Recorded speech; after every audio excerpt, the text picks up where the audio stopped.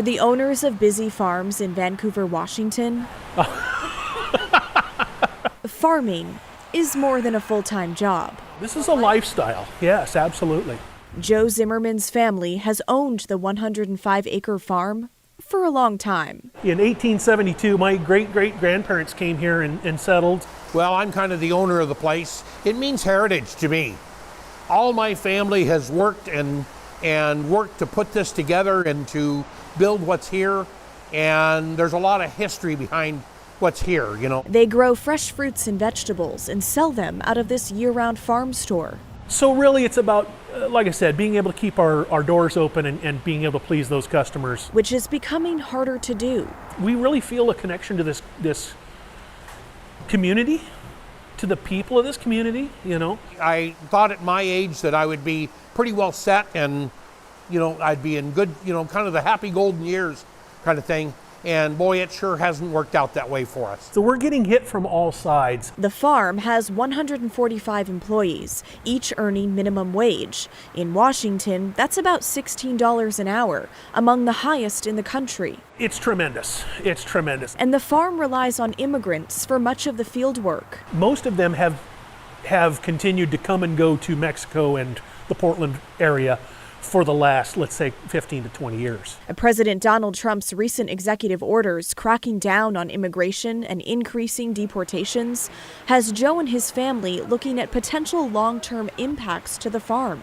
At what point are our employees able to go back to Mexico and then can't come back? Creating a vacuum, a hole that has to be filled someplace. And then there's more immediate challenges, like a Clark County water regulation. It's been a real frustrating road. Limiting the amount of fresh water they can use to water their fields, resulting in fewer crops. A whole lot of the vegetables that we would have normally grown, we had to purchase and bring in. So instead of having costs that were, you know, pennies, they were dollars. And it's not just busy farms feeling the pressure. According to recent agricultural census data reported by the Columbian, 187 Washington apple farms closed between 2017 and 2022. Just over 2,000 remain.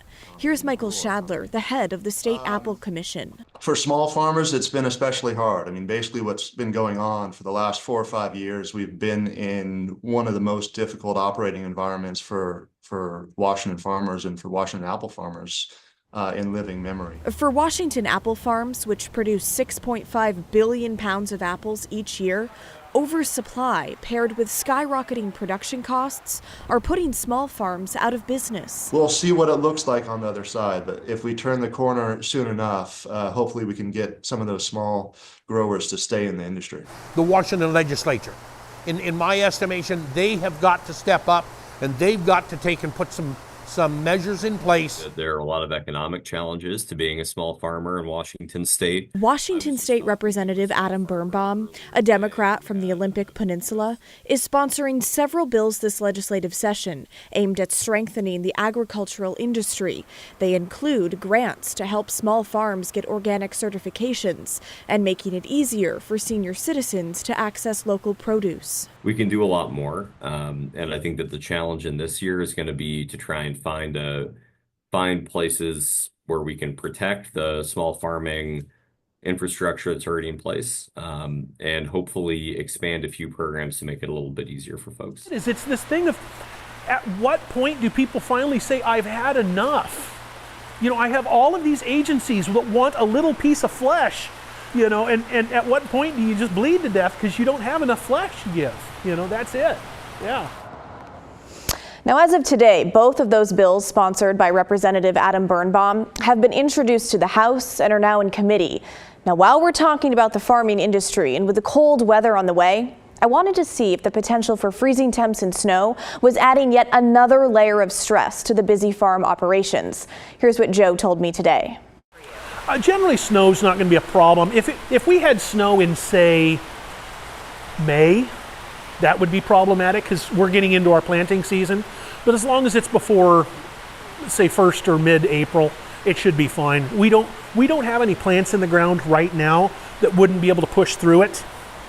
The worst case is that we have we would have some, for us, we do some flower baskets in our greenhouses, and that would cause us to burn some more propane to heat the greenhouses. But that would be our only impact, yeah.